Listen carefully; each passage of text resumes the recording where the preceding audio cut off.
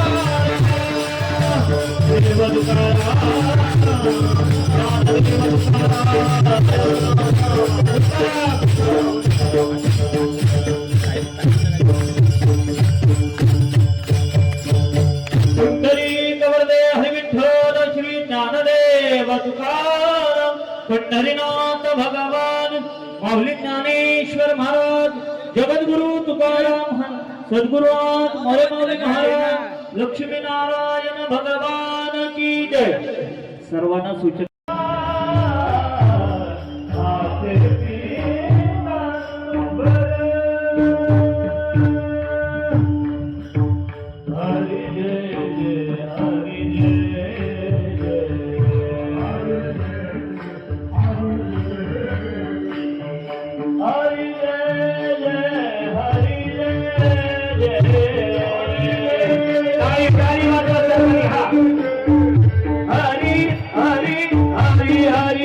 Jai Jai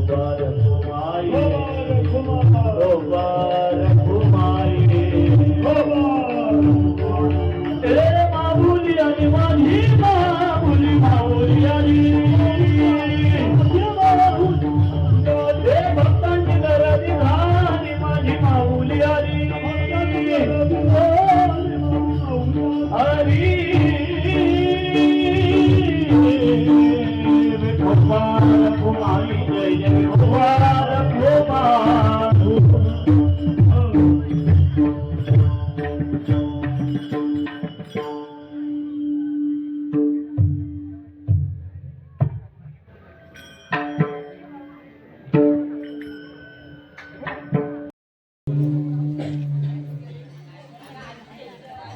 Hari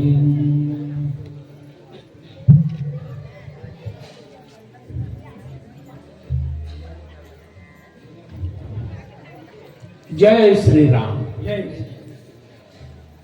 कोणीच बोलत नाही हो. आज पंगत नव्हती. हो.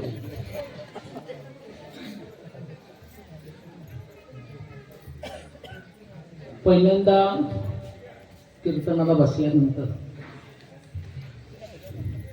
मी मुद्दाम हे सांगतो. मला माहिती आहे तुम्ही कीर्तन जे विठ्ठल होईपर्यंत काही तोंड उघडणार नाही.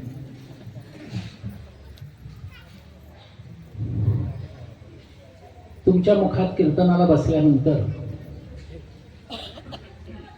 देवाचं नाव एकदा तरी यावं म्हणून मी मुद्दाम श्रीरामाचं नाव घेतो.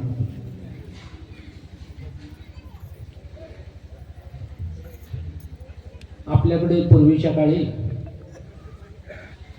पाहुणा घरी आला किंवा पाहुणे घरी आले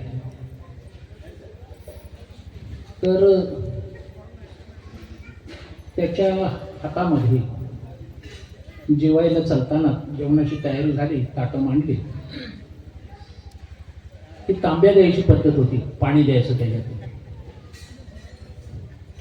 आता ही पद्धत खेडेगावातून लुप्त झालेली आहे. पाहुणे चला आणि त्याला वॉश बेसिनचा आपण रस्ता दाखवतो, तिथं हात धुवा. पण पूर्वीच्या काळी तांब्या द्यायच्या हातात, चला पाहुणे तयारी झाली. हो. मग तो हातपाय धुणार, चूळ भरणार आणि मग जेवायला बसणार. आता पाहुण्याला पण एवढी घाई असते, 5-6 जण असतील तो कुठे वॉश बेसिन मध्ये जात बसणार. तो तसाच जातो, हो भरपूर आणतो, हो हात धुणं नाही, काही नाही. तसं कीर्तन हे सुद्धा ब्रह्मरसाचं भोजन आहे.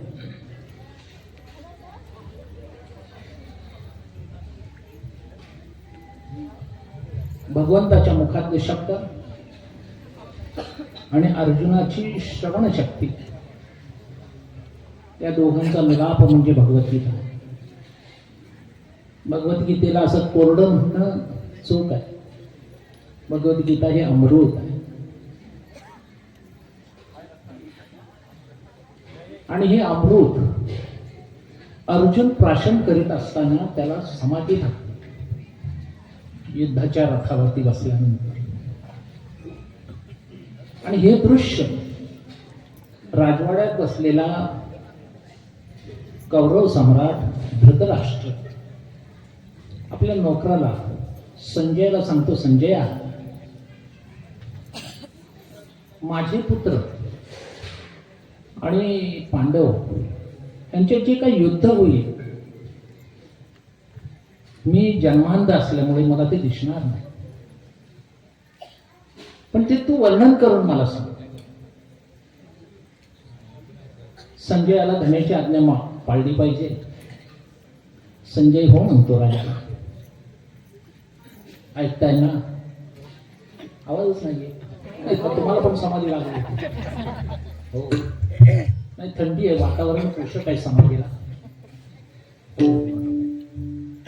जेवण झालं असेल तर आणखीन पोषक हो. पण दुर्दैव असं इथे खांब नाही टेकायला. खांबाला टेकलेले कमी दिसतात. तेव्हा संजय आपल्या राजाला धृतराष्ट्राला सांगू लागतो,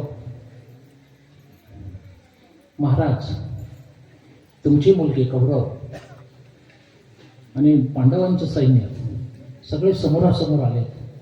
युद्धाची तयारी चालली आहे. कोण हत्यार पाजवतोय, कोण रागाने एकमेकाकडे बघतोय. हे सगळं वर्णन राजा धृतराष्ट्राला संजय सांगतो. असे 8-10 दिवस जातात. आणि मग भगवंत मोहग्रस्त झालेल्या अर्जुनाला भगवद्गीतेचा उपदेश करतात. संजयासाठी हे नवीन असतं. संजय म्हणतो, हे मी कधीच ऐकलेलं नाही, मला फक्त हाणामारी कळते. पण काय करावं, माझं नशीब एवढं थोर की आज भगवान श्रीकृष्ण बोलतायत आणि अर्जुन काहीतरी ऐकतोय आणि त्याला ती समाधी लागते. त्यावेळी संजयच्या मुखात ज्ञानेश्वर महाराजांनी गोड उभी घातलेली आहे. तेव्हा संजय म्हणतो, मी कधीही पाहिलेलं नाही, बघितलेलं नाही आणि मिळेल असं माझ्या प्रारब्धामध्ये कधी मला वाटलंही नाही. तो असं म्हणतो, राजाला सांगतो, म्हणजे स्वतःशी संवाद करतो. सहजे ब्रह्मरसाचे पारणे